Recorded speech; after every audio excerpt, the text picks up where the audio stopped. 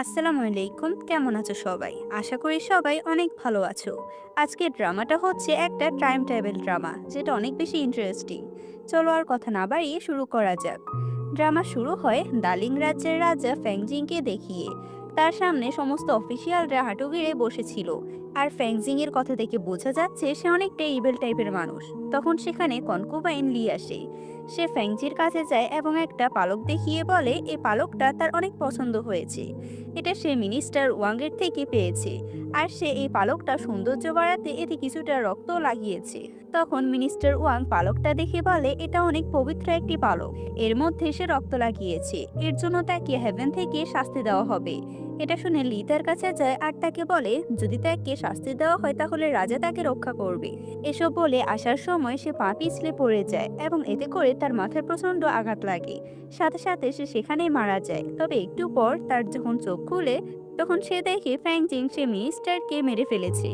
লিয়ের জ্ঞান ফিরেছে দেখে ফ্যাংজিং তার কাছে যায় আর তাকে জিজ্ঞেস করে সে কি এখন খুশি হয়েছে। এটা শুনে লি চিৎকার করে ওঠে। এখানে সিন কাট হয়, আমাদের মডার্ন দুনিয়ার দৃশ্য দেখানো হয়, যেখানে কনকুবাইন লিয়ের মতো একটা মেয়ে ছিল। এই মেয়েটা হচ্ছে আর্কিওলজিস্ট, তার নাম হচ্ছে জিনান। জিনান মাটি থেকে বিভিন্ন পুরনো জিনিস খুঁজে বের করে। আজকে সে একটা মাথার খুলে পেয়েছে আর সেটা নিয়ে সে রিসার্চ করছিল। তখন সেখানে তার ফ্রেন্ড আসে আর বাছেন তালিং রাজ্যের রাজা এবং তার ইবিল কনকুবাইনের কথা বলতে থাকে। ইতিহাসে সবাই তাদেরকে একটা ইবিল কাপড় হিসেবে জানে। তখন জিনান তার হাতে থাকা মাথার খুলিটার পেছনে একটা ছিদ্র দেখতে পায়।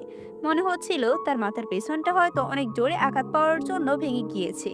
এই বিষয়টা বোঝার জন্য সে ভাঙা জায়গার উপর পৌ দেয়, তার সাথে সাথে সেখানে কোনো একটা ম্যাজিকের মতো হয়ে যায়। আমাদের আবারও প্রাচীন যুগের দৃশ্য দেখানো হয়। জিনানের যখন জ্ঞান ফিরে তখন সে চারপাশের সবকিছু অ্যানালাইজ করে বুঝতে পারে সে কোনোভাবে অতীতে চলে এসেছে। সে এটা বিশ্বাস করতে পারছিল না। সে এই ইবেল কনকুবাইন লিয়ের মধ্যেই আছে, এটা বুঝতে পেরে সে অনেক হতাশ হয়ে যায়। তার হাতে তখন তার মেট ব্যান্ডেজ করে দিচ্ছিল। একটুখানি ভুল হয়ে যায় বলে সে মেট তার কাছে বারবার ক্ষমা চাইতে থাকে, যেন সে তাকে না মেরে ফেলে। এতে করে জিনান আরো হতাশ হয়ে যায় আর ভাবতে থাকে এখানে সবাই তাকে অনেক খারাপ মনে করে। তখন সে জানতে পারে ফ্যাংজিং প্রতি রাতে তার সাথেই ঘুমায়। এটা শুনে সে অনেক চিন্তায় পড়ে যায়। কিছুক্ষণ পর ফ্যাংজিং সেখানে আসে এবং দেখে জিনান মাটিতে শুয়ে আছে। তখন জিনান জানায় তার পিরিয়ড হয়েছে। ফ্যাংজিং বলে অনেকদিন তো তার পিরিয়ড হতো না, তাহলে হঠাৎ কেন হলো? জিনান কোনোভাবে কথা ঘোরায় আর ফ্যাংজিংকে জড়িয়ে ধরে তার মাথার পেছনে হাত দিয়ে চেক করতে থাকে তার মাথার পেছনে কোনো আঘাতের চিহ্ন আছে কিনা। তখন ফ্যাংজিং উল্টো তাকে তার কাছে টেনে নেয় আর তার মাথার পেছনে হাত দেয়। আর একটু পর দেখা যায় তারা দুজন একসাথে ঘুমিয়ে আছে।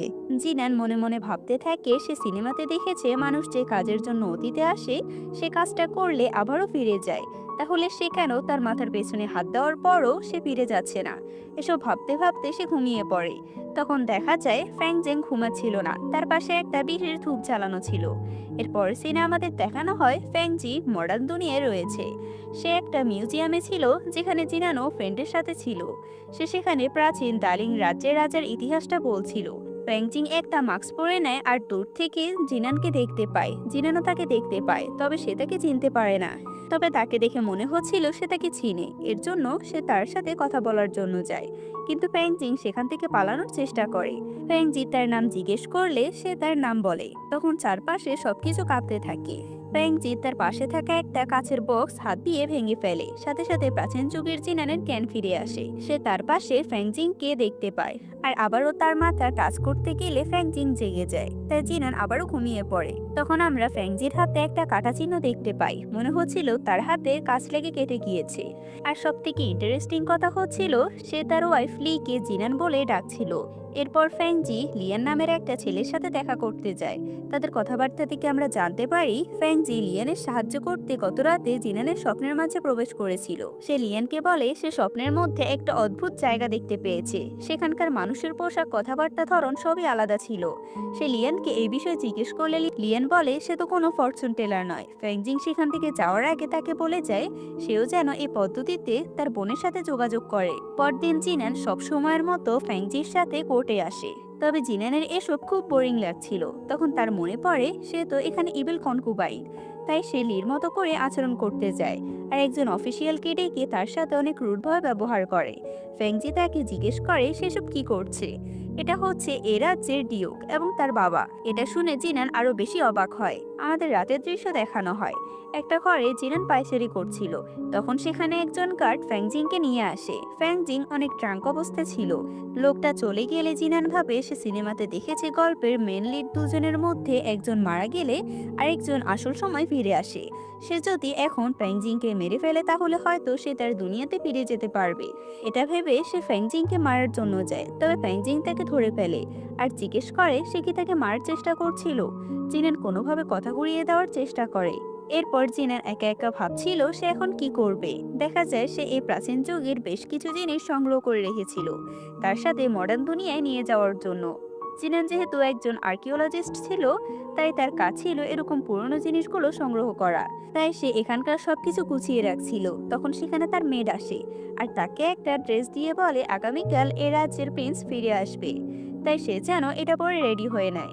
তাকেও রাজার সাথে যেতে হবে প্রিন্সেসকে রিসিভ করার জন্য। পরদিনে জিনান আর ফ্যাংজিং চলে যায় প্রিন্সেসকে রিসিভ করার জন্য। আমাদের প্রিন্সেসকে দেখানো হয় যার নাম জিফান। প্রিন্সেস ছিল এ রাজ্যের জেনারেল। সে তার গার্ডের থেকে জানতে পারে কনকুবাইন লি কোনটা। সে যেহেতু কনকুবাইন লি এর নামে অনেক বদনাম শুনেছিল, তাই সে জিনানের দিকে তার বর্ষাটা ছুড়ে দেয়। এরপর সে কোর্টে আসে ফ্যাংজি সহ সব অফিসিয়ালদের সাথে দেখা করতে। প্রিন্সেস এখানে এসে তার ভাইকে বলে সে যেন তার ওয়াইফকে ছেড়ে দেয়। তবে ফ্যাংজি যেহেতু কনকুবাইন লিকে অনেক পছন্দ করত, তাই সে তাকে ছাড়তে রাজি হয় না। এখান থেকে রাগ করে প্রিন্সেস যখন ফিরে যাচ্ছিল তখন তার সাথে লিয়ানের দেখা হয়। তাদের দুজনের এ ভাব দেখে আমরা বুঝতে পারি তাদের মধ্যে অতীতে কিছু একটা হয়েছিল। আবার জিনানকে দেখতে পাই যাকে তার মেড এসে একটা মেডিসিন দিয়ে যায়। এটা কিসের মেডিসিন জিজ্ঞেস করলে মেড জানায় এটা তো সে রোজ খায়। তবে জিনান এবার এটা খেতে চায় না, তাই মেড চলে গেলে সেটা লুকিয়ে ফেলে। কিছুক্ষণ পর সে একটা রুমে যায় যেখানে অনেক বাদ্যযন্ত্র বাজানো ছিল, আর সেখানে ইং নামের একটা ছেলে বাদ্যযন্ত্র বাজাচ্ছিল। সব মেয়েরা তার অনেক প্রশংসা করছিল। সেখানে মোটা দুইটা মহিলা ছিল যারা ইংকে কেনার জন্য অনেক টাকা বলতে থাকে। জিনান বুঝতে পারে এই মহিলারা ইংকে অপমান করার চেষ্টা করছিল, তাই সে সামনে এগিয়ে যায় আর সে মহিলাদের সাথে দামাদামি করতে শুরু করে। এই বিষয়টা ইংয়ের অনেক খারাপ লাগে, তাই সে একটা হেয়ার পিন নিয়ে নিজেকে মেরে ফেলার চেষ্টা করে। তবে জিনান তাকে বাঁচিয়ে নেয়, এতে করে তার হাতেও কিছুটা আঘাত লাগে। তখন সেখানে প্রিন্সেস আসে আর জিনানকে একটা রুমাল দেয় তার হাতের আঘাতটা মোছার জন্য। সে তাকে আড়ালে নিয়ে যায় কথা বলার জন্য। এটা যেহেতু জিনান ছিল, তাই সে অতীতের মতো ইবেল কনকুবাইন হতে চাইছিল না। সে প্রিন্সেসের সাথে ভালোভাবে কথা বলতে চাইছিল। দেখে মনে হচ্ছিল প্রিন্সেসও হয়তো তার সাথে ভালোভাবে কথা বলবে। তবে হঠাৎ করে সে জিনানের গলা চেপে ধরে আর তাকে মেরে ফেলার চেষ্টা করে। তবে ঠিক সময় সেখানে ফ্যাংজি এসে তাকে বাঁচিয়ে নেয়। ফ্যাংজি প্রিন্সেসকে বলে সে যেন তার ওয়াইফ আর তার কোনো ক্ষতি করার চেষ্টা না করে। তখন প্রিন্সেস বলে সেও তাদের মায়ের মতো একই ভুল করছে। তখন ফ্যাংজি বলে তার মা কোনো ভুল করেনি। মায়ের কথা উঠতে তারা দুজনে অনেক ইমোশনাল হয়ে যায়। এরপরের সিনে কোর্টের দৃশ্য দেখানো হয়। সেখানে কিম নামের একজন অফিসিয়াল প্রিন্সেসের মতোই ফ্যাংজিকে লিকে ছেড়ে দেওয়ার কথা বলছিল। কিম বলে লি একজন ইবেল, তার জন্য এ রাজ্যের অনেক ক্ষতি হবে। তবে ফ্যাংজি জিনানকে তার কাছে এনে বলে সে কিছুতে তার ওয়াইফের থেকে দূরে সরবে না। তখন কিম নামের লোকটা মাটিতে বারবার নিজের মাথা ঢোকাতে থাকে আর তাকে বলতে থাকে সে যেন লিকে ছেড়ে দেয়। এটা দেখে তার রাগ হয় আর সে তাকে বলে সে তাকে শাস্তি দেবে। পরের সিনে দেখানো হয় ফ্যাংজি একটা তীর নিশানা করছিল আর সে নিশানার জায়গায় ছিল সে অফিসিয়াল কিম। ফ্যাংজি জিনানের হাতে ধনুকটা ধরিয়ে দেয় আর তাকে সে অফিসিয়ালকে মারতে বলে। জিনান এটা করতে চাইছিল না, তবে ফ্যাংজি তার হাত দিয়ে জোর করে সে তীরটা চালিয়ে দেয়। তবে ঠিক সময় প্রিন্সেস এসে সে অফিসিয়ালকে বাঁচিয়ে নেয়। প্রিন্সেস আবারও জিনানকে ভুল বুঝতে থাকে আর বলতে থাকে সে এতটাই খারাপ যে একটা মানুষকে অকারণে মেরে ফেলতে চাইছে। ফ্যাংজি তার কথায় কোনো পাত্তা দেয় না আর আবারও সে তীরটা হাতে নেয় আর কিমকে মারার জন্য নিশানা করে। প্রিন্সেস আবারও তার সামনে এসে দাঁড়ায় আর বলে সে কেন অকারণে মানুষকে মারছে। ফ্যাংজি বলে সে আমার ওয়াইফের ক্ষতি করতে এসেছে। যাই হোক, এই যাত্রায় প্রিন্সেস কিমকে বাঁচিয়ে নেয়। পরের সিনে দেখানো হয় ফ্যাংজি লিয়ানের কাছে যায় আর তাকে বলে সে আবারও জিনানের স্বপ্নে যেতে চায়। লিয়ান তাকে সাবধান করে দেয় সে যেন এত ঘন ঘন অন্যের স্বপ্নের মাঝে প্রবেশ না করে, এতে করে তারই ক্ষতি হবে। লিয়ানের কথা শুনে সে স্বপ্নের মাঝে যেতে নিষেধ করে দেয়। অন্যদিকে জিনান ফ্যাংজির কথা ভাবছিল, তখন তার মনে পড়ে প্রিন্সেস আর ফ্যাংজি দুজনে তাদের মাকে নিয়ে অনেক ইমোশনাল। জিনান প্রিন্সেসের সাথে ভালো সম্পর্ক করতে তাদের মা সম্পর্কে কিছু ইনফরমেশন কালেক্ট করে। সে অদ্ভুত একটা জায়গায় গিয়ে পৌঁছায়। তখন সেখানে কিছু গার্ড চেক করার জন্য আসলে ফ্যাংজি তাকে আড়ালে নিয়ে যায় আর এতটা তাড়াহুড়ো করার বশে তাদের মধ্যে অ্যাক্সিডেন্টলি কিস হয়ে যায়। আর এই মোমেন্টটা অনেক অকওয়ার্ড ছিল। বাহির থেকে দেখে মনে হচ্ছিল না এখানে কোনো রকম ঘর থাকতে পারে। ফ্যাংচি সেখানকার সব জিনিসপত্র দেখতে থাকে। এসব জিনিসপত্র ফ্যাংচির মায়ের ছিল। জেনেন একটা পুতুল হাতে নেয় আর সে পুতুলটার বর্ণনা দিতে থাকে। ফ্যাংচি ভাবে ঠিক একইভাবে তার মাও এই পুতুলটার বর্ণনা দিয়েছিল। জেনে হঠাৎ করে সেখানে একটা ব্রেসলেটের মতো জিনিস দেখতে পায়। আর সেটা ধরতে গেলে সেখানে কিছু পাউডার বেরিয়ে আসে।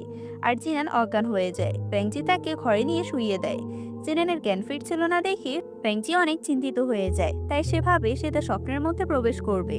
আমাদের জিনানের স্বপ্নে দেখানো হয় সে একটা অদ্ভুত জায়গায় ছিল। সে ভাবতে থাকে এটা হয়তো তার স্বপ্ন। কৌতূহলবশত সে সামনের দিকে হাঁটতে হাঁটতে একটা ঘরে প্রবেশ করে, যেখানে কি মেয়েদের মতো ড্রেস পরে অদ্ভুতভাবে নাচছিল। হঠাৎ কিছু লাল কাপড় তার উপর আক্রমণ করে দেয়। তবে ঠিক সময় ফ্যাং এসে তাকে সেখান থেকে সরিয়ে দেয়। জিনান ভাবতে থাকে সে ব্যথা পেয়েছে, তার মানে এটা স্বপ্ন নয়। তখন সেখানে লাল কাপড়গুলো আবারও তাদের দিকে আসতে থাকে আর তাদেরকে ধরার চেষ্টা করে। তারা দূরে একটা জায়গায় গিয়ে থেমে যায়। তাই সে লাল কাপড়গুলো তাদের ধরতে পারছিল না। ফ্র্যাঙ্ক জিনানকে সাবধানে থাকতে বলে, তবে জিনান বলে এটা একটা স্বপ্ন। তখন হঠাৎ করে লাল কাপড় ফ্যাংচিকে প্রায় ধরে ফেলতে যাবে। তখন ফ্যাংচিকে বাঁচাতে জিনান সামনে এসে দাঁড়ায় আর আঘাতটা তার গায়ে লেগে যায়। ফ্যাংচি তাকে বলতে থাকে সে যেন এখানে না ঘুমিয়ে পড়ে, কারণ স্বপ্নের মাধ্যমে সে ঘুমিয়ে পড়লে বাস্তবে সে জেগে উঠতে পারবে না। তবে জিনান আস্তে আস্তে অজ্ঞান হয়ে যেতে থাকে। তাই ফ্যাংচি আবারও কাজ ভেঙে বাস্তবে চলে আসে। আবার স্বপ্নের মাঝে ফ্যাংচিকে দেখে জিনানের সন্দেহ হয়। সে ভাবতে থাকে এটা কোনো কাকতালীয় ব্যাপার নয়, এখানে এমন কিছু করছে যা হয়তো ফ্যাংচি তার থেকে লুকাচ্ছে। ফ্যাংচি আবারও লিয়ানের কাছে যায় আর তার স্বপ্নের ব্যাপারে তাকে সব খুলে বলে। লিয়ানের সাথে কথা বলা শেষ করে ফ্যাংচি জিনানের কাছে যায়। তখন সে একটা কানের দুল খুঁজছিল আর সে দুলটা তখন ফ্যাংচির কাছে ছিল। তাই ফ্যাংচি সে দুলটা তার কানে লাগিয়ে দিতে যায়। তবে এই দুলটা তার চুলে আটকে যায়। তখন সে স্বাভাবিকভাবে তার থেকে দুলটা নিয়ে নেয়। রাতের বেলা যখন জিনান ঘুমাচ্ছিল তখন ফ্যাংচি তার পাশে শুয়ে পড়ে আর তার সাথে কাটানো মুহূর্তের কথাগুলো ভাবতে থাকে। ফ্যাংচি জিনানের কপালে একটা কিস করতে চায়, তবে সে সেটা করতে পারে না। পরদিন সকালে জিনানের কাছে তার মেয়েটা একটা চিঠি নিয়ে আসে আর এই চিঠিটা পড়ে জিনান জানতে পারে তাকে তার বাবার বাড়িতে যেতে হবে। পরদিনই ফ্যাং জিনের সাথে তার বাবার বাড়িতে এসে চলে যায়। জিনান তার বাবার কাছে গিয়ে প্রথমে তার কাছে ক্ষমা চায় কোর্টে তার সাথে খারাপ ব্যবহার করার জন্য। জিনানের বাবা জিনানের উপর রেগেছিল, তবে সেটা কোর্টের ব্যবহারের জন্য নয়। তার বাবা বলে সে এখানে কেন একটা বাচ্চা জন্ম দিতে পারেনি। ফ্যাংজি তাকে এতটা ভালোবাসে। তার বাবা তাকে জোর করে একটা মেডিসিন খাইয়ে দেয় যেন সে তাড়াতাড়ি প্রেগনেন্ট হয়। তাদের কথা থেকে আমরা জানতে পারি কনকুবাইন লিয়ের পিরিয়ড হতো না এই মেডিসিনের কারণে। এই মেডিসিনের কারণে সে তাড়াতাড়ি প্রেগনেন্ট হতে পারত। যাই হোক, এরপর তারা সবাই একসাথে খেতে বসে। জিনানের বাবা তার মেয়ের জামাই হিসেবে ফ্যাংজিনকে একটা চা খেতে দেয়। ফ্যাংজিন চাটা খেতে গেলে জিনান তাকে বাধা দেয়। সে মনে মনে ভাবতে থাকে তার বাবা হয়তো এই চায়ের মধ্যে কিছু মিশিয়েছে। তখন সেখানে প্রিন্সেস আসে আর সেও বলতে থাকে ফ্যাংজি এ রাজ্যের রাজা, তাই তার এভাবে যেখানে সেখানে খাওয়া দাওয়া করা ঠিক নয়। এতে করে জিনানের বাবা রেগে যায় আর বলে এটা তার শ্বশুরবাড়ি, সে কি তার মেয়ের জামাইয়ের ক্ষতি করবে নাকি। তাদের দুজনের ঝগড়া থামাতে ফ্যাংজি চাটা খেয়ে ফেলে। এটা দেখে প্রিন্সেস অনেক অপমানিত বোধ করে সেখান থেকে চলে যায়। এরপরের সিনে দেখানো হয় ফ্যাংজি অনেক ড্রাঙ্ক হয়ে আছে, তাই জিনান তাকে তার ঘরে নিয়ে আসে। ফ্যাংজি তাকে তার পাশে বসায় আর রোমান্টিক রোমান্টিক কথা বলতে থাকে। সে চায়ের ভিতর কোনো একটা ড্রাগ মিশানো ছিল, যার কারণে ফ্যাংজি নিজের উপর থেকে নিয়ন্ত্রণ হারাতে থাকে আর সে জিনানকে কিস করতে যায়। তবে এটা লি নয়, জিনান মনে পড়ে সে নিজেকে নিয়ন্ত্রণ করার চেষ্টা করছিল আর নিজেকে নিয়ন্ত্রণ করার জন্য হেয়ারপিন দিয়ে নিজের হাত কেটে ফেলে। আর এই অবস্থা দেখে জিনান ভাবতে থাকে সে তো এখন ফ্যাংচির ওয়াইফ, তাই তার উচিত তার হাজব্যান্ডকে সাহায্য করা। এটা ভেবে সে ফ্যাংচির কাছাকাছি যায় আর তাকে কিস করে। জিনান তার সাথে ঘনিষ্ঠ হওয়ার আগে সে তাকে অজ্ঞান করে দেয়। জিনানের জ্ঞান ফিরলে সে নিজেকে প্যালেসে দেখতে পায়। জিনান তার মেয়েদের থেকে জানতে পারে আজকে প্রিন্সেসের বিচার হবে, তাই ফ্যাংচিং আগেই কোর্টে চলে গিয়েছে। আমাদের কোর্টের দৃশ্য দেখানো হয় কিছু অফিসিয়াল রাজার কাছে বিচার দেয় যে প্রিন্সেস নাকি তার ক্ষমতার অপব্যবহার করে, অনেক ছেলেদেরকে তার সাথে থাকার জন্য প্যালেসে নিয়ে আসে। এটা প্রমাণ করার জন্য সবাই মিলে প্রিন্সেসের প্যালেসের দিকে যেতে থাকে। জিনান এটা জানতে পেরে সেও প্রিন্সেসের প্যালেসের ভিতর যেতে চায়, তবে গার্ডরা তাকে ঢুকতে দেয় না। এদিকে ইংও কোনো একটা কাজে প্রিন্সেসের প্যালেস থেকে যেতে থাকে। জিনান দৌড়ে তাকে আটকানোর জন্য যেতে থাকে আর অফিসিয়ালরা প্রিন্সেসের প্যালেসের সামনে চলে আসে। তারা প্রিন্সেসের ঘরের দরজা খুলে দেখতে পায় সেখান থেকে লিয়ান বেরোচ্ছে। তখন তারা লিয়েনকে জিজ্ঞেস করে সে প্রিন্সেসের ঘরে রাতের বেলা কি করছে। লিয়েন বলে সে এই রাজ্যের অ্যাস্ট্রোনমার, প্রিন্সেস তাকে এখানে ডেকেছিল এই রাজ্য সম্পর্কে কিছু ফরচুন টেলিং করার জন্য। দূর থেকে জিনান আর ফ্যাংজিং পুরো বিষয়টা দেখছিল। সমস্ত অফিসিয়ালরা সেখান থেকে চলে গেলে একই ঘর থেকে ইং বেরিয়ে আসে। তখন আমাদের একটা ফ্ল্যাশব্যাকের মাধ্যমে জানানো হয় জিনান ইংকে থামায় আর তাকে সবকিছু খুলে বলে এ পরিকল্পনা করে। আসলে অফিসিয়ালরা ইংকে কাজের বাহানায় প্রিন্সেসের ঘরে পাঠিয়ে তাকে ফাঁসাতে চেয়েছিল। যাই হোক, প্রিন্সেসকে সাহায্য করায় প্রিন্সেস জিনানের উপর অনেক ইমপ্রেস হয়। তারা তিনজন একসাথে বসে কিছুক্ষণ কথাবার্তা বলে আর খুশি হয়ে সেখান থেকে চলে যায়। প্রিন্সেসের কাছে নিজেকে কিছু একটা ভালো প্রমাণ করাতে পেরে জিনান অনেক বেশি খুশি ছিল। সে যখন একা একা বকবক করছিল তখন সে খেয়াল করে ফ্যাংজি তার পাশে শুয়ে আছে। জিনান তাকে জিজ্ঞেস করে সে কি তাকে পছন্দ করে। ফ্যাংজি বলে হ্যাঁ, সে তাকে ভালোবাসে। তবে জিনান তাকে আবারও জিজ্ঞেস করে সে কি সত্যি তাকে ভালোবাসে। ফ্যাংজি আবারও একই উত্তর দেয়, কিন্তু জিনান রাগ করে শুয়ে পড়ে। জিনান ঘুমিয়ে পড়লে ফ্যাংজি তার কপালে একটা কিস করে আর এরপর সে শুয়ে পড়ে। জিনান চোখ খুলে ভাবতে থাকে ফ্যাংজি কিছুক্ষণ আগে এটা কি করলো। আমাদের জিনানের স্বপ্নের দৃশ্য দেখানো হয়। সে এবারে একটা রেস্টুরেন্টে ছিল। সে চারপাশে অবাক হয়ে দেখতে থাকে। সেখানে একটা রহস্যময় মহিলাকে দেখতে পায়। জিনান তার পিছু করে একটা ঘরের সামনে গিয়ে পৌঁছায়। সে ঘরের ভিতর একজন অফিসিয়াল এক মহিলার সাথে রাজ্যের নানা গুরুত্ব বিষয় নিয়ে কথা বলছিল। সেখানে দাঁড়িয়ে মুখোশ পরা একটা ছেলে ওয়েটার ছদ্মবেশে তাদের সমস্ত কথা শুনছিল। সে অফিসিয়ালের কিছু একটা সন্দেহ হলে সে এগিয়ে যায়, তবে সে ছেলেটা তাকে উল্টো আটকে ফেলে। তখনই সেখানে খেয়াল করে দরজার বাইরে জিনান দাঁড়িয়ে আছে। তখন সে ছেলেটা জিনানকে নিয়ে সেখান থেকে পালানোর চেষ্টা করে। জিনান তাকে থামিয়ে তার মুখ থেকে মুখোশটা সরিয়ে দেখে এটা ফ্যাংজি। এদিকে সব গার্ডেরা তাদের দিকে এগিয়ে আসছিল, তাই ফ্যাংজি আবারও একটা কাজ ভেঙে বাস্তবে চলে আসে। আবারও নিজের স্বপ্নের মাধ্যমে ফ্যাংজিকে দেখে জিনানের সন্দেহ হয়। তাই তার মেট সানলাং নামের একজন মহিলাকে নিয়ে আসে আর বলে ইনি হচ্ছে ইম্পেরিয়াল ট্রেলার। এই মহিলাকে দেখে জিনান অনেক অবাক হয়। সে স্বপ্নে যে মহিলাকে দেখেছিল এটা সেই মহিলা। এ বিষয়ে সে কাউকে কিছুই বলে না। সে একা একাই এসব নিয়ে চিন্তা করতে থাকে। তার সন্দেহ হয় ফ্যাংজি হয়তো তার আসল পরিচয় জানে। ফ্যাংজি সব জেনেও তার সাথে শুধু অভিনয় করছে। এটা ভেবে সে তার মেটকে জিজ্ঞেস করে ফ্যাংজি আগে তার সাথে কেমন ব্যবহার করত। মেট জানে ফ্যাংজি সবসময় তার সাথে অনেক ভালো ব্যবহার করে, তবে ইদানিং সে কিছুটা অন্যরকম ব্যবহার করছে।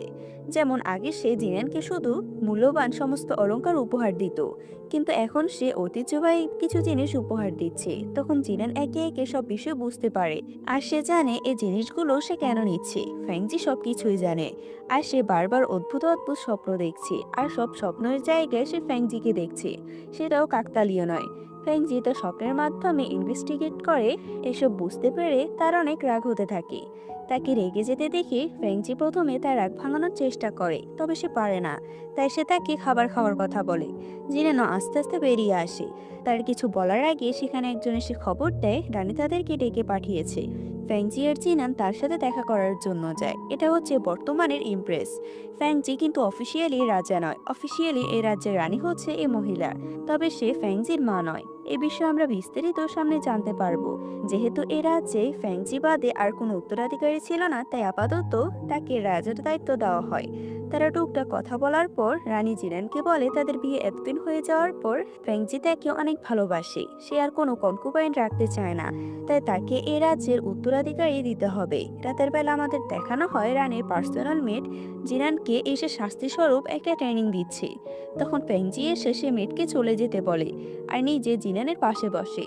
এরপর তারা সেখানে কাজ বাদ দিয়ে অনেক গল্প করতে থাকে। এর পরের দৃশ্যে দেখানো হয় যেখানে জিনান তার মডার্ন দুনিয়ার একটা জিনিস তার মেয়েকে দেখাচ্ছে। তখন তার পাশ দিয়ে একটা মেয়ে যাওয়ার সময় তাকে সম্মান জানায়। জিনান এই মেয়েটার সম্পর্কে জিজ্ঞেস করলে জানতে পারে কিছুদিন আগে রানী ফ্যাংজিয়ের জন্য একটা কনসার্ট সিলেকশনের সেরেমনির আয়োজন করেছে। ফ্যাংজি আবার নতুন করে কনসার্ট নেবে এটা শুনে জিনান অনেক রেগে যায়। তাই ফ্যাংজি যখন তার সাথে কথা বলতে আসে তখন সে তার সাথে কথা বলতে চায় না। তবে ফ্যাংজি তাকে একটা প্রাচীন বই দেয় আর সেটা নেওয়ার জন্য তার সাথে কথা বলা শুরু করে। আর একটু পর দেখা যায় জিনান একটা কাঠের টুকরো খোদাই করে। সে তখন একটা হার্ট শেপ বানায়। জিনান ফ্যাংজিকে বলে এটা হচ্ছে তাদের ভালোবাসার প্রতীক। এটা শুনে ফ্যাংজিও একটা হার্ট বানায়। আর নিচেটা জিনানের কাছে দিয়ে দেয় আর জিনানেরটা নিজের কাছে রেখে দেয়। তারা সেখানে অনেক ভালো সময় কাটাচ্ছিল।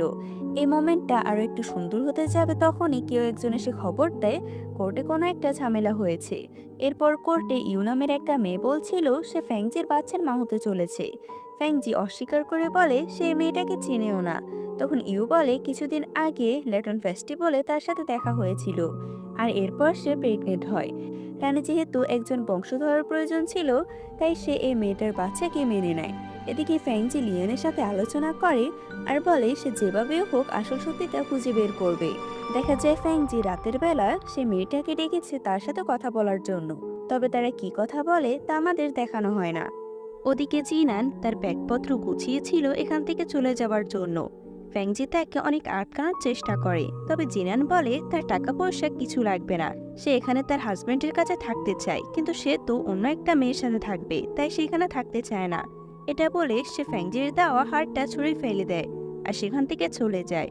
ওদিকে রানী ফ্যাংজিকে বলে যেহেতু ইউ তার বাচ্চার মা হতে চলেছে, তাই তাকে ইউকে বিয়ে করতে হবে।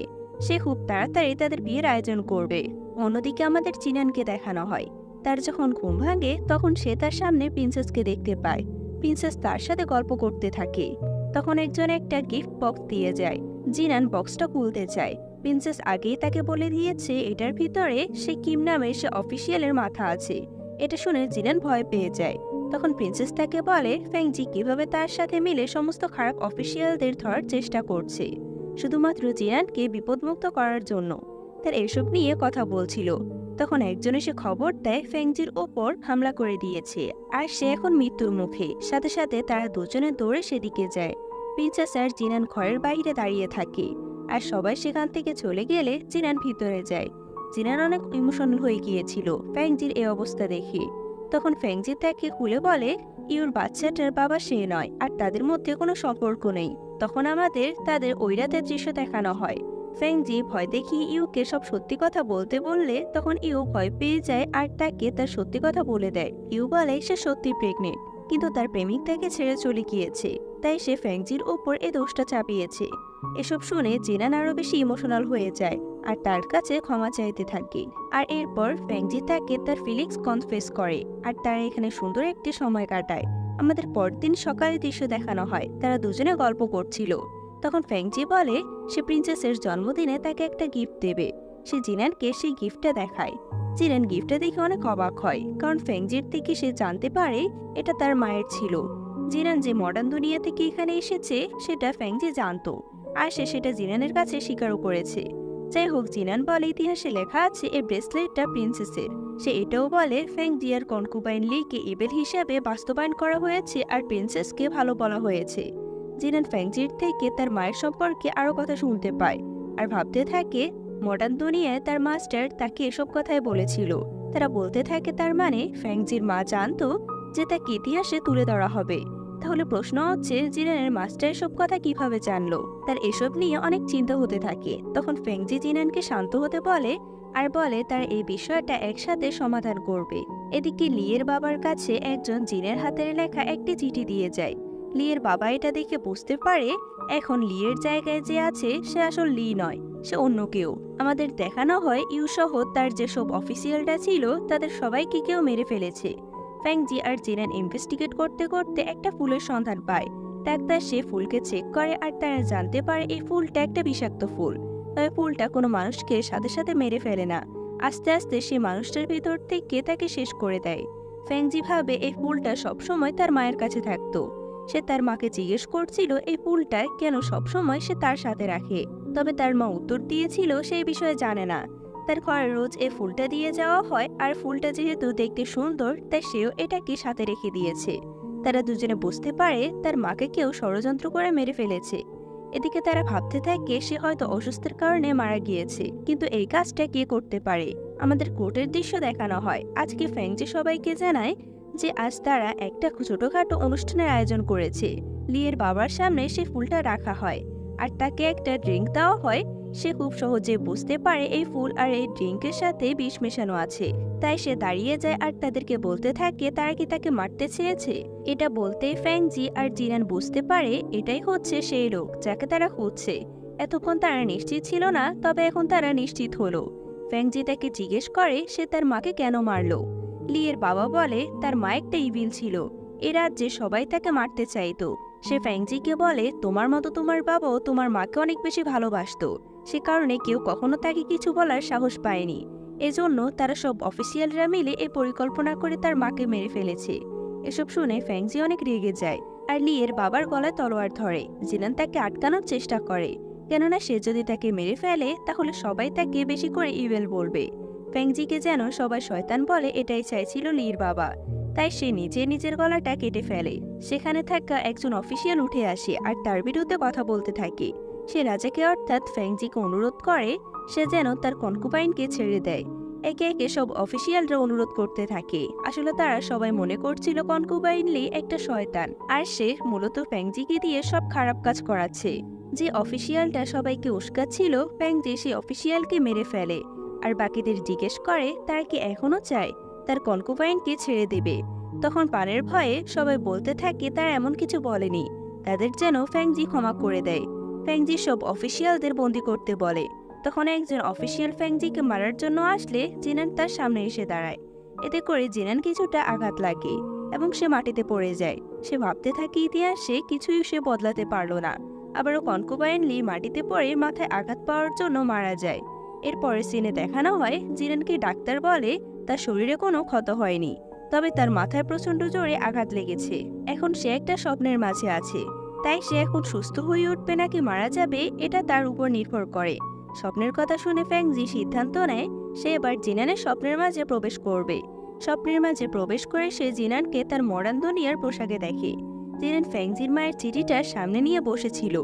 তার সাথে কোনো কথা বলার আগেই সে আবার বর্তমানে ফিরে আসে।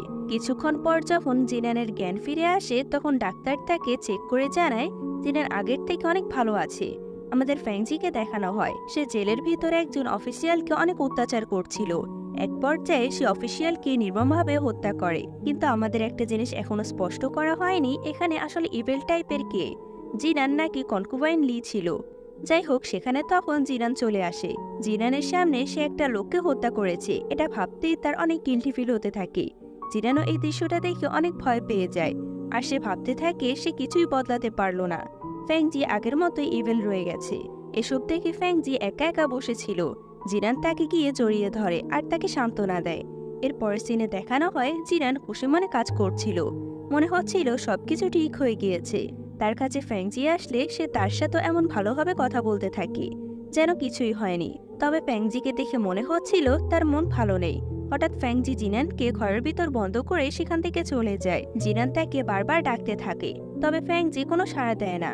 ফ্যাংজি এরপর লিয়ানের সাথে কথা বলে জানতে পারে জিনান এই প্রাচীন যুগে বেশি দিন থাকতে পারবে না। সে যদি এখানে থাকতে চায় তাহলে সে কিছুদিনের মধ্যে মারা যাবে।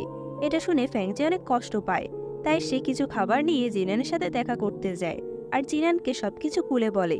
এটা শুনে জিনান অনেক রেগে যায় আর বলে সে যদি এক মুহূর্ত বেঁচে থাকে তাহলে সেটা তার সাথে থাকতে চায়। তবে ফ্যাংজি তার কোনো কথা শুনে না আর তাকে ফেলে চলে যায়। হঠাৎ করে জিনান চোখ খুলে দেখতে পায় সে মডার্ন দুনিয়াতে চলে এসেছে।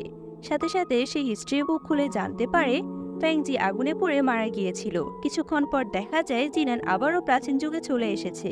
যদি সত্যি হিস্ট্রিটা বদলে যায় আর ফ্যাংজি মারা যায় তাহলে জিনান কিভাবে আবার অতীতে গেল। দেখা যায় ফ্যাংজি তাকে জোর করে একটা জায়গায় নিয়ে যায় আর হাত পা বেঁধে সেখানে ফেলে রাখে। জিনান তাকে বারবার ছেড়ে দিতে বলছিল, তবে ফ্যাংজি তাকে ছাড়ে না আর সে শেষবারের মতো তাকে কিস করে। চাঁদের রং পরিবর্তন হতে থাকে, একটা নির্দিষ্ট সময় হলে জিনান সেখান থেকে চলে যাবে। এদিকে দেখা যায় প্রিন্সেস সব সৈন্যদের সাথে লড়াই করে সামনে এগোচ্ছে। শেষ পর্যন্ত সে ফ্যাংজি আর জিনানের কাছে পৌঁছে যায়। একটু পর দেখা যায় তারা সবাই একসাথে বসে কথা বলছিল। প্রিন্সেস বলে তার মায়ের মৃত্যু কোনো অফিসিয়ালের কারণে হয়নি, তার মায়ের মৃত্যুর পিছনে অন্য কেউ আছে। এতদিন পর্যন্ত ফ্যাংজি মনে করত তার মা তাকে একটুও ভালোবাসতো না, তবে প্রিন্সেসের কথা থেকে সে জানতে পারে তার মা শেষ মুহূর্ত তাকে ফ্যাংজির খেয়াল রাখতে বলেছিল। এখানে ফ্যাংজি জিনানের কাছে ক্ষমা চায়, তাকে তার থেকে দূরে সরানোর জন্য। তাদের দুজনের কথাবার্তা শুনে প্রিন্সেস মনে সাহস জোগায় আর লিয়ানের কাছে যায়। তবে প্রিন্সেস তার সাথে কথা বলতে চাইছিল, কিন্তু লিয়ান তার সাথে তেমনভাবে কথা বলছিল না। তারা সেখানে একটা বিয়ের কাগজ দেখতে পায়। এটা ছিল প্রিন্সেস আর লিয়ানের বিয়ের কাগজ। ছোটবেলা থেকে তারা একে অপরকে পছন্দ করত আর সিদ্ধান্ত নিয়েছে একে অপরকে বিয়ে করবে। তবে প্রিন্সেস যেহেতু একটা রাজ্যের প্রিন্সেস ছিল, পাশাপাশি জেনারেলও, আর লিয়ান যেহেতু সাধারণ একজন ছেলে, তাই তাদের বিয়েটা আর হয়ে ওঠেনি। এখানে প্রিন্সেস সবকিছু ঠিক করতে চাইছিল, তবে লিয়ান কোনো কারণে তার সাথে অনেক খারাপ ব্যবহার করে। তারা নিজেদের কাছে থাকা একে অপরের শেষ স্মৃতিটুকু একে অপরকে ফিরিয়ে দেয় এবং প্রিন্সেস সেখান থেকে কান্না করতে করতে চলে যায়। আর আমরা দেখতে পাই লিয়ানের মুখ থেকে রক্ত বের হচ্ছে। দেখে বোঝাই যাচ্ছে সে অনেক অসুস্থ। লিয়ান তার অসুস্থ শরীর নিয়ে ফ্যাংজির কাছে যায় আর বলে সে কিছু তথ্য পেয়েছে। তার রানীর উপর সন্দেহ হচ্ছে, তাই ফ্যাংজি যেন তার স্বপ্নের মাঝে প্রবেশ করে। স্বপ্নের মাঝে প্রবেশ করার জন্য একটা শর্ত ছিল, কারণ স্বপ্নের মাঝে প্রবেশ করতে হলে যার স্বপ্নে প্রবেশ করবে তার মাথার পেছনে হাত রাখতে হবে। ফ্যাংজি রানীর কাছে যায় আর কৌশলে তার মাথার পেছনে হাত দেয়। এদিকে জিনান আর লিয়ান অনেক আগ্রহ নিয়ে অপেক্ষা করছিল যেন ফ্যাংজির কাজটা ঠিকমতো হয়ে যায়। তখন ফ্যাংজি এসে জানায় সে সবকিছু ঠিকমতো করছিল, তবে সে কিছুতেই তার স্বপ্নের মাঝে প্রবেশ করতে পারছে না। লিয়ান বলে সে এত চেষ্টার পরও যখন স্বপ্নের মাধ্যমে প্রবেশ করতে পারছে না, এর মানে হচ্ছে তার মেন্টালিটি অনেক স্ট্রং। তবে তারা হার মানে না। রানী মাঝে মাঝে মাথা ব্যথার জন্য ঘুমাতে পারত না। তাই একদিন রাতে ফ্যাংজি রানীর কাছে যায় আর তার মাথায় হাত বুলিয়ে দিতে থাকে। এবার ফ্যাংজি জিনানকে সাথে নিয়ে যায় আর তার স্বপ্নের মাঝে প্রবেশ করতে সক্ষম হয়। তারা সেই সময় চলে যায় যখন ফ্যাংজির মা অনেক অসুস্থ ছিল। সে তার মারা যাওয়ার আগে তার বোন অর্থাৎ বর্তমান রানীর কাছে একটা চিঠি দিয়েছিল আর বলে গিয়েছিল তার সন্তানদের খেয়াল রাখতে। ফ্যাংজি তার মায়ের কাছে যেতে চাইলে তবে জিয়ান তাকে বলে এটা স্বপ্ন, তাই সে যেন এখানে না যায়। একটু পরে দেখা যায় রানী একটা লোকের সাথে দেখা করেছে। তাদের কথাবার্তা থেকে ফ্যাংজি আর জিনান জানতে পারে ফ্যাংজির মায়ের অসুস্থতার সুযোগ নিয়ে বর্তমান রানী ফ্যাংজির বাবাকে মেরে ফেলেছে আর সিংহাসনে বসেছে। ফ্যাংজি যেন কোনো রাজা হতে না পারে সেজন্য তাদের নামে গুজব ছড়িয়ে রেখেছে। সে ফ্যাংজির বাচ্চার জন্য তাড়াহুড়ো করছিল, কেননা সে তার নাতিকে অর্থাৎ ফ্যাংজির বাচ্চাকে নিজের মতো করে বড় করে সিংহাসনে নিজের হাত রাখতে চাইছিল। স্বপ্নের মাঝে তারা কোর্টে যায় এবং দেখে বর্তমান রানী সব দায়িত্ব নিজের কাঁধে তুলে নিয়েছে। কোর্টের মাঝে জিনান ফ্যাংজির সাথে কথা বলছিল দেখে রানী সেখানে চলে আসে। তখন জিনান ফ্যাংজিকে প্রোটেক্ট করে দাঁড়ায় যেন রানী ফ্যাংজির মুখ দেখতে না পায়। তবে শেষ পর্যন্ত রানী ফ্যাংজির মুখ দেখে ফেলে আর গার্ডদেরকে হুকুম দেয় যেন তারা ফ্যাংজিকে মেরে ফেলে। অবস্থা খারাপ দেখে জিনান ফ্যাংজির হাতে থাকা কাছের টুকরো ভেঙে বর্তমানে চলে আসে। বর্তমানে ফিরে ফ্যাংজি অনেক চুপচাপ ছিল, কারণ সে কখনো ভাবতে পারেনি তার আন্টি তার সাথে এমন করবে, কারণ সে ছোটবেলা থেকে তাকে মানুষ করেছে। পুরোটা সময় জিনান ফ্যাংজির পাশে বসেছিল আর তাকে সান্ত্বনা দেওয়ার চেষ্টা করছিল। ফ্যাংজি রানীর সাথে দেখা করতে যায় আর তাকে বুঝিয়ে দেয় সে তার সম্পর্কে সবকিছু জেনে গিয়েছে। ফ্যাংজি চলে গেলে রানী ভাবতে থাকে সে ইচ্ছে করেই ফ্যাংজিকে তার স্বপ্নের মাঝে প্রবেশ করতে দিয়েছে, অর্থাৎ এই স্বপ্নের বিষয়টা রানী নিজেও জানতো। ফ্যাংজি সবকিছু জেনে হুট করে কোনো সিদ্ধান্ত নিয়ে ভুল করে। দেখা যায় সত্যি ফ্যাংজি অনেক রেগেছিল আর সে রানীর উপর আক্রমণ করার কথা ভাবে। সে জিনানেরও কোনো কথা শোনে না। জিনান তাকে বোঝাতে না পারে প্রিন্সেসকে বলে রানী এত বছর ধরে সবকিছু পরিকল্পনা করছে, এত সহজে তারা সবকিছু জানতে পেরে গেল আর এত সহজে আক্রমণ করে দিয়ে তারা জিতে যাবে, এটা কখনোই সম্ভব না। প্রিন্সেস বিষয়টা দেখার কথা বলে চলে যায়। আমাদের রাতের দৃশ্য দেখানো হয়, সেখানে জিনান আর ইং কিছু জিনিস নেয় আর একটা দিক নির্দেশন যন্ত্র নিয়ে কোনো একটা জায়গায় যাচ্ছিল। জিনান তার মডার্ন দুনিয়া একটা পাহাড়ের ধ্বংসস্তূপের নিচে কিছু মূল্যবান জিনিস দেখতে পেয়েছিল, তাই সে এই প্রাচীন যুগে এসেও নিচে কিছু মূল্যবান জিনিস রাখতে চায় যেন সে পরবর্তীতে মডার্ন দুনিয়ায় ফিরে গেলে সেগুলো খুঁজে পায়। ইং বলতে থাকে সে এত নিশ্চিত কিভাবে যে পাহাড়টা ধ্বংস হবে। কিছুক্ষণ পর দেখা যায় সে পাহাড়টা সত্যিই ভেঙে পড়ে, তবে এর মাঝে তারা কাজ শেষ করে ফেলেছিল। জিনান খুশি হয়ে বলে এখন 1000 বছর পরে গিয়েও সে এই আর্কিওলজিস্ট থাকবে, তখন সে এখান থেকে মূল্যবান জিনিসগুলো বের করে নেবে। দেখানো হয় ফ্যাংজি আবার রানীর সাথে দেখা করতে যায়, তখন রানী সবকিছু স্বীকার করে আর তাকে তার মায়ের একটা বক্স দেয়। ফ্যাং তার ঘরে এসে বক্সটা খুলে এবং সেখানে একটা ব্রেসলেট পায়। তার মায়ের কথা মনে পড়ে সে ব্রেসলেটটা পরেই ঘুমিয়ে যায়। রানী কথা থেকে আমরা জানতে পারি এই ব্রেসলেটটাতে এমন কিছু আছে যার জন্য ফ্যাংজি একটা গভীর স্বপ্নের মাঝে ঢুকে যাবে। সে চাইলে সেখান থেকে বেরোতে পারবে না। এদিকে বিপদ সংকেত দেখে প্রিন্সেস তার সৈন্যদের নিয়ে প্যালেসের উপর আক্রমণ করে দেয়। জিনান যখন ফিরে আসছিল তখন সেও একটা লোকের থেকে কিছু তথ্য জানতে পারে, আর সাথে সাথে ফিরে এসে দেখে ফ্যাংজি প্যালেসের চারপাশে আগুন জ্বলছে আর ফ্যাংজি ঘুমাচ্ছিল। সে অনেক চেষ্টা করেও তাকে জাগাতে ব্যর্থ হয়। তখন সে বুঝতে পারে ফ্যাংজি স্বপ্নের মাঝে আছে, তাই সেও সে স্বপ্নের মাঝে প্রবেশ করে। ফ্যাংজি তার মা আর বোনের সাথে অনেক সুন্দর সময় কাটাচ্ছিল। জিনান ফ্যাংজির মাকে দেখে অনেক অবাক হয়, কেননা মডার্ন দুনিয়ায় এটাই ছিল তার মাস্টার। সে সেখানে তার মাস্টারের সাথে কিছুক্ষণ কথাবার্তা বলে আর ফ্যাংজিকে বোঝায় এটা তার স্বপ্ন। ফ্যাংজি নিজেও এটা বুঝতে পারছিল, তবে সে এখন এটা থেকে বের হতে পারছিল না। জিনান তাকে অনেক বুঝিয়ে রাজি করিয়ে ফেলে এই স্বপ্ন থেকে বেরোনোর জন্য। তখন ফ্যাংজি শেষবারের মতো তার মায়ের সাথে দেখা করতে যায়। তার মা তাকে একটা বাটিতে স্যুপ খেতে দেয় আর বলে সে তার সন্তানদেরকে অনেক ভালোবাসে, এজন্য সে তার সন্তানদেরকে বাঁচাতে হাজার বছর পরও ফিরে এসেছে। ফ্যাংজি অনেক ইমোশনাল হয়ে যায় আর তার হাতের বাটিটা ভেঙে ফেলে, আর সাথে সাথে সে বর্তমানে ফিরে আসে। এদিকে প্রিন্সেস লড়াই করতে করতে রাজসভায় চলে এসেছিল, যেখানে রানী আগে থেকে উপস্থিত ছিল। প্রিন্সেস তার সমস্ত কুকর্মের প্রমাণ দেয় আর এটাও বলে তার মা তার পরিবর্তে তার ভাইকে রাজা করে গিয়েছিল, তবে সে রানী নিজেই বসে আছে এই রাজার স্থানে। রানী বলে তুমি আমার সাথে কথা বলছো, অথচ তুমি কি জানো তোমার ভাই কেমন আছে? রানী প্রিন্সেসকে ফ্যাংজির কথা বলে দুর্বল করতে চাইছিল, তবে ইং পেছন থেকে এসে তাকে মেরে ফেলে। প্রিন্সেস তাড়াতাড়ি ফ্যাংজির কাছে যায় আর তাকে জিজ্ঞেস করে সে ঠিক আছে কিনা। ফ্যাংজি প্রিন্সেসকে এই রাজ্যের দায়িত্ব তুলে নিতে বলে, তবে প্রিন্সেস বলে তার মা তাকে রাজা হিসেবে দেখতে চেয়েছিল। ফ্যাংজি জানায় সে এই রাজ্যের দায়িত্ব নিতে চায় না, সে জিনানের সাথে সাধারণ মানুষের মতো জীবন কাটাতে চায়। তখন সেখানে লিয়ান আসে আর তাদের সবার থেকে বিদায় নেয়। সে প্রিন্সেসের কাছেও ক্ষমা চায় তার সাথে না থাকার জন্য। লিয়ান সেখান থেকে চলে গেলে প্রিন্সেস অনেক কষ্ট পায়। সে কেন চলে যাচ্ছিল প্রিন্সেসকে এ কথাটা বলে যায় না।